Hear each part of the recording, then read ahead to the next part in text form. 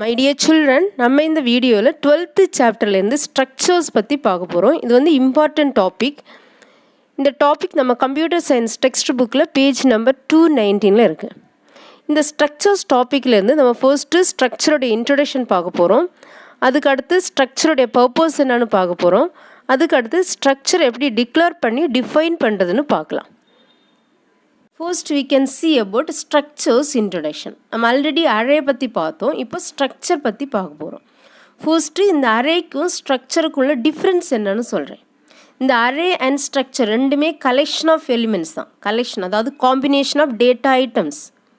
இப்போ இந்த அரேயில் இருக்கிற எல்லா எலிமெண்ட்ஸுமே சேம் டேட்டா டைப்பில் இருக்கும். இப்போ இந்த அரேயில் பார்த்தீங்கன்னா 20 எலிமெண்ட்ஸ் நம்ம ஸ்டோர் பண்ணிக்கலாம். எல்லா 20 எலிமெண்ட்ஸுமே same data type integer data டைப்பாக இருக்கும். பட் இந்த ஸ்ட்ரக்சரும் கலெக்ஷன் ஆஃப் எலிமெண்ட்ஸ், அதாவது காம்பினேஷன் ஆஃப் டேட்டா ஐட்டம்ஸ். இங்கேயும் நிறைய எலிமெண்ட்ஸ் இருக்கும். இங்கே இருக்கிற ஒவ்வொரு எலிமெண்ட், அதாவது ஒவ்வொரு டேட்டா ஐட்டமுமே டிஃப்ரெண்ட் டேட்டா டைப்பில் இருக்கும். நெக்ஸ்ட் டிஃப்ரென்ஸ் பார்த்தீங்கன்னா, இந்த ஸ்ட்ரக்சர் வந்து யூசர் டிஃபைன் டேட்டா டைப். இப்போது இது வந்து யூசராக டிஃபைன் பண்ணுற டேட்டா டைப். இங்கே ஸ்டூடெண்ட் இதுதான் நம்மளுடைய யூசர் டிஃபைன் டேட்டா டைப். இந்த டைப்பை யூஸ் பண்ணி நம்ம என்ன பண்ணிக்கலாம், நம்ம ஒரு வேரியபிளை டிக்ளேர் பண்ணுறதுக்கு யூஸ் பண்ணிக்கலாம். இப்போ அதே இது இந்த அரே வந்து டிரைவ்டு டேட்டா டைப். இப்போ டிரைவ்டு டேட்டா டைப்னா தெரியும், derived from basic data type, அதான் டிரைவ்டு டேட்டா டைப். இப்போ இங்கே பார்க்கலாம், see here structure is a user defined which has the combination of data items with different data types. Structure வந்து user defined data type.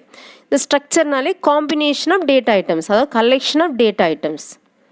இங்கே இருக்கிற ஒவ்வொரு data ஐட்டம்ஸும் different data டைப்பில் இருக்கும். அதான் combination of data items with different data types. This allows to group variables of mixed data types together into a single unit. இப்போது இங்கே single யூனிட்னா இந்த ஸ்டூடெண்ட் தான், இந்த ஸ்ட்ரக்சர் நேம் தான் நம்மளுடைய சிங்கிள் யூனிட். இப்போ இந்த சிங்கிள் யூனிட்டு கீழே நம்ம மிக்சட் டேட்டா டைப்பில் டிஃப்ரெண்ட் வேரியபிள்ஸை குரூப் பண்ணி வச்சுக்கலாம். இப்போ இங்கே பார்த்தீங்கன்னா ரோல் நம்பர் ஒரு variable, age another variable, weight another variable. ஒவ்வொரு வேரியபிளுமே டிஃப்ரெண்ட் டேட்டா டைப்ஸில் கொடுத்துருக்கோம். இப்போது அதான் இங்கே சொல்லியிருக்காங்க, this allows to group variables of mixed data types together into a single unit. Next ஸ்ட்ரக்சர்ஸுடைய பர்பஸ் பற்றி பார்க்கலாம். See here, purpose of structures. In any situation when more than one variable is required to represent objects of uniform data types, array can be used. இப்போது more than one variables same data டைப்பில் represent பண்ணணும்னா நம்ம array use பண்ணிக்கலாம். அதான் uniform data type. மோர் than one வேரியபிள்ஸை நம்ம யூனிஃபார்ம்னா ஒரே data டைப்பில் நம்ம டிக்ளேர் பண்ணணும், ரெப்ரசன்ட் பண்ணணும்னா நம்ம என்ன பண்ணிக்கலாம், அரே யூஸ் பண்ணிக்கலாம். அதே டைமில் if the elements are of different data types then array cannot support. இப்போ இந்த எலிமெண்ட்ஸ் எல்லாம் டிஃப்ரெண்ட் டேட்டா டைப்ஸில் இருந்துச்சுன்னா நமக்கு இந்த அரே யூஸ் பண்ண முடியாது, அரே சப்போர்ட் பண்ணாது. அதே டைமில் பார்த்தீங்கன்னா if more than one variable is used they can be stored in memory but not in adjacent locations. இப்போ மோர் தென் ஒன் வேரியபிள்ஸ் நம்ம யூஸ் பண்ணும்போது மெமரியில் ஸ்டோர் ஆகும்போது அட்ஜசன்ட் பக்கத்தில் ஸ்டோர் ஆகாது.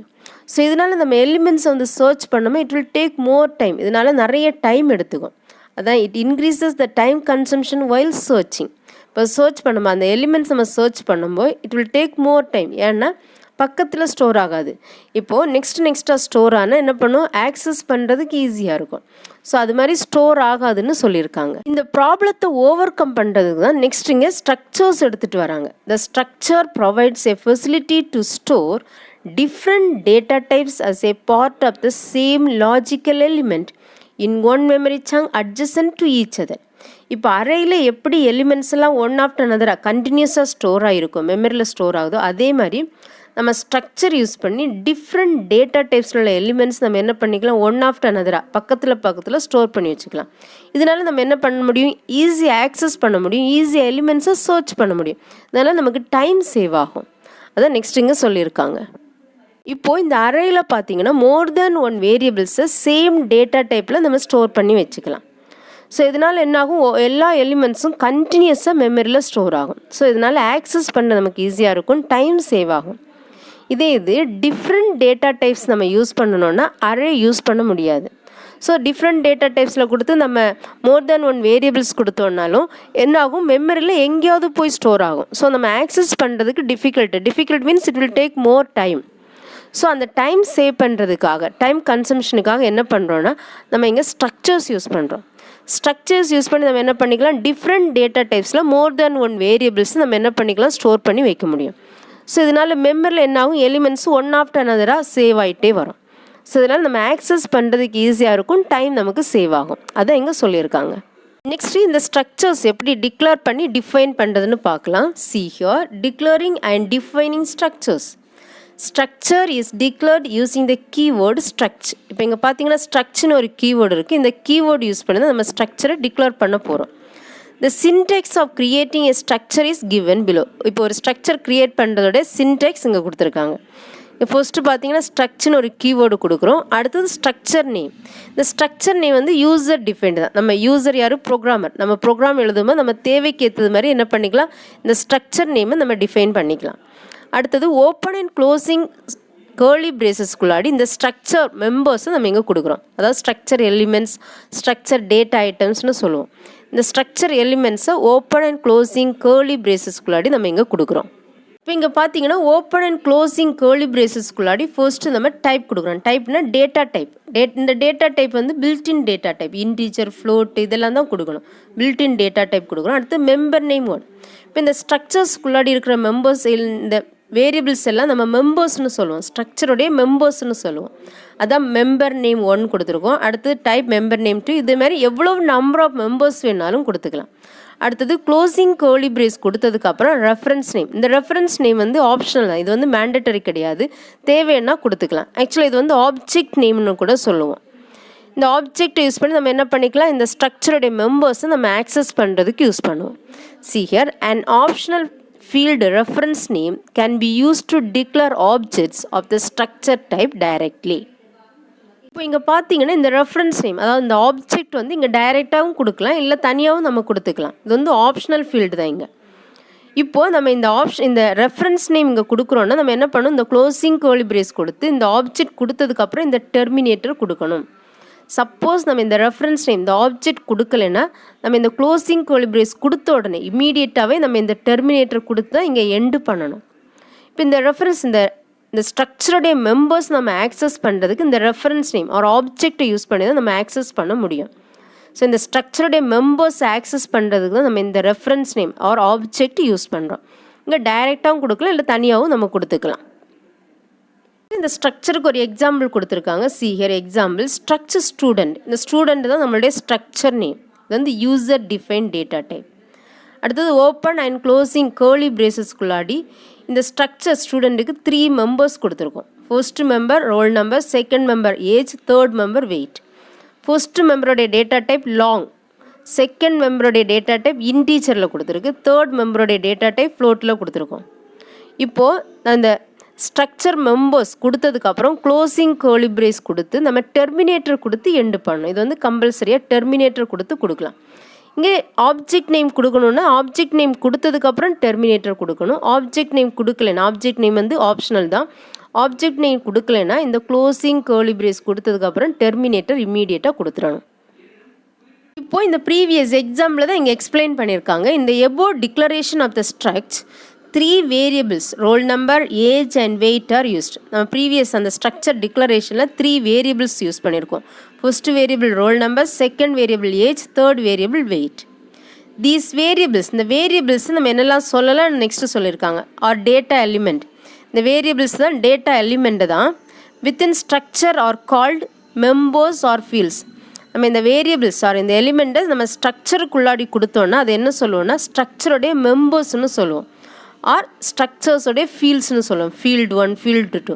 ரோல் நம்பர் ஒரு ஃபீல்டு, ஏஜ் வந்து அனதர் ஃபீல்டு, வெயிட் வந்து அனதர் ஃபீல்டு. அதேமாதிரி ஸ்ட்ரக்சருடைய மெம்பர்ஸ்னு சொல்லுவோம். ரோல் நம்பர் ஒரு மெம்பர், ஏஜ் வந்து ஒரு மெம்பர், வெயிட் வந்து அனதர் மெம்பர்ஸ். இப்போ ஸ்ட்ரக்சருக்குள்ளாடி நம்ம கொடுக்குற வேரியபிள்ஸ் ஆர் டேட்டா எலிமெண்ட்டை தான் ஸ்ட்ரக்சர் மெம்பர்ஸ்னு சொல்கிறோம்.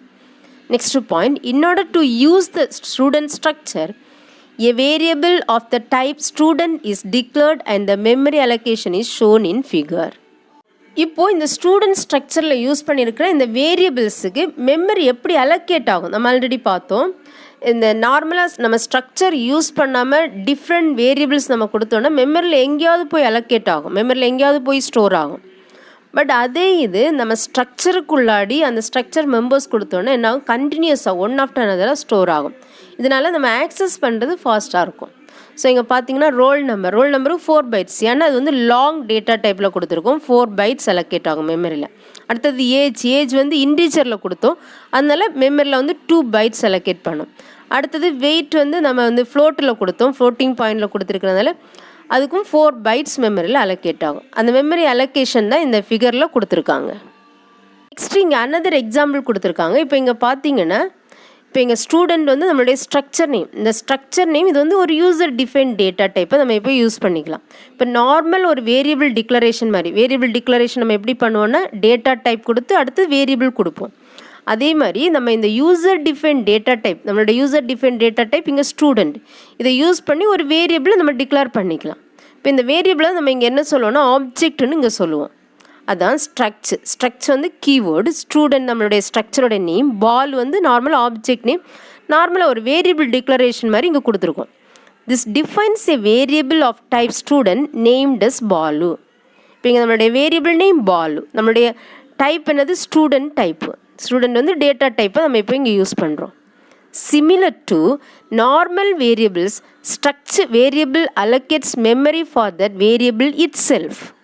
இப்போ இங்கே பார்த்தீங்கன்னா நார்மல் வேரியபிள்ஸுக்கு எப்படி மெமரி அலோகேட் பண்ணுமோ அதே மாதிரி தான் இந்த ஸ்ட்ரக்சர் வேரியபிளுக்கும் அதுவாகவே மெமரி அலோகேட் பண்ணிக்கும். அதான் structure variable allocates memory for that variable itself. It is possible to define multiple variables of the same structure type. இப்போ இங்கே another example கொடுத்துருக்காங்க, ஸ்டூடெண்ட் ஃப்ராங்க். இப்போ இங்கே நம்மளுடைய ஸ்ட்ரக்சர் நேம் ஸ்டூடெண்ட், ஸ்ட்ரக்சர் வந்து கீவேர்ட், இதுக்கு என்ன பண்ணியிருக்கோம் ஃப்ராங்க்னு அனதர் வேரியபிள் நம்ம இங்கே டிக்ளேர் பண்ணியிருக்கோம். இப்போ இது வந்து ஒரு ஆப்ஜெக்ட் மாதிரி நம்ம இங்கே யூஸ் பண்ணிக்கலாம். இந்த ஆப்ஜெக்டை யூஸ் பண்ணி இந்த ஸ்ட்ரக்சருடைய மெம்பர்ஸை நம்ம ஆக்சஸ் பண்ணிக்கலாம். நெக்ஸ்ட்டு அனதர் எக்ஸாம்பிள் பார்க்கலாம். இந்த எக்ஸாம்பிளில் பார்த்தீங்கன்னா ஸ்டூடெண்ட் அப்படின்னு ஒரு ஸ்ட்ரக்சர் டேட்டா டைப் க்ரியேட் பண்ணியிருக்கோம். இந்த ஸ்ட்ரக்சர் டேட்டா டைப்புக்கு நம்ம என்ன பண்ணியிருக்கோம், 2 ஸ்ட்ரக்சர் ஆப்ஜெக்ட்ஸ் இங்கே டிக்ளேர் பண்ணியிருக்கோம். அந்த 2 ஸ்ட்ரக்சர் ஆப்ஜெக்ட்ஸ் தான் பாலு அண்ட் ஃப்ராங்க். அதான் இங்கே சொல்லியிருக்காங்க. For example, the structure objects Balu and Frank can also be declared as the structure data type as. இங்கே பார்த்தீங்கன்னா ஸ்ட்ரக்சர் வந்து கீவேர்டு, ஸ்டூடெண்ட் வந்து ஸ்ட்ரக்சர் நேம். இப்போ பாடி ஆஃப் த ஸ்ட்ரக்சர் வந்து ஓப்பன் அண்ட் க்ளோசிங் கர்லி பிரேசஸ்க்குள்ளாடி கொடுப்போம். இங்கே பார்த்தீங்கன்னா இந்த ஸ்டூடெண்ட் ஸ்ட்ரக்சருக்கு பார்த்தீங்கன்னா 3 மெம்பர்ஸ் கொடுத்துருக்கோம். ரோல் நம்பர், ஏஜ், வெயிட் அப்படின்னு 3 மெம்பர்ஸ் கொடுத்துருக்கோம். 3 மெம்பர்ஸையும் 3 டிஃப்ரெண்ட் டேட்டா டைப்ஸில் கொடுத்துருக்கோம். அடுத்தது கர்லி பிரேஸ் எண்ட் ஆனதுக்கப்புறம் நமக்கு ரெஃபரன்சஸ் ஏதாவது கொடுக்கணும்னா ரெஃபரன்சஸ் கொடுத்துக்கலாம். அதாவது ரெஃபரன்சஸ்னால் ஆப்ஜெக்ட்ஸ். இங்கே 2 ஆப்ஜெக்ட்ஸ் கொடுத்துருக்கோம், பாலு அண்ட் ஃப்ராங்க் அப்படின்னு 2 ஆப்ஜெக்ட்ஸ் கொடுத்துருக்கோம். இந்த ஆப்ஜெக்ட்ஸை யூஸ் பண்ணி நம்ம இந்த ஸ்ட்ரக்சர் மெம்பர்ஸை நம்ம ஆக்சஸ் பண்ணிக்கலாம். இதுதான் நம்ம டாபிக். டியர் சில்ட்ரன், நம்ம இந்த வீடியோவில் ஸ்ட்ரக்சர்ஸோட இன்ட்ரடக்ஷன் பார்த்தோம். அடுத்தது பர்பஸ் ஆஃப் ஸ்ட்ரக்சர்ஸ் பார்த்தோம். அதுக்கப்புறம் இந்த ஸ்ட்ரக்சர்ஸ் எப்படி டிக்ளேர் பண்ணி டிஃபைன் பண்ணுறதுன்னு பார்த்தோம். அதோட சின்டெக்ஸ் பார்த்தோம், அதுக்கு எக்ஸாம்பிள் பார்த்தோம். அப்புறம் ஸ்ட்ரக்சர்ஸ் எப்படி ஆப்ஜெக்ட் க்ரியேட் பண்ணுறதுன்னு பார்த்தோம், அதுக்கு ஸ்மால் எக்ஸாம்பிள் பார்த்தோம். நெக்ஸ்ட் வீடியோவில் இந்த ஸ்ட்ரக்சர் ஆப்ஜெக்ட்ஸ் யூஸ் பண்ணி எப்படி இந்த ஸ்ட்ரக்சருடைய மெம்பர்ஸை ஆக்சஸ் பண்ணுறது அதை எக்ஸாம்பிள் ப்ரோக்ராமோட பார்க்க போகிறோம். Thank you children.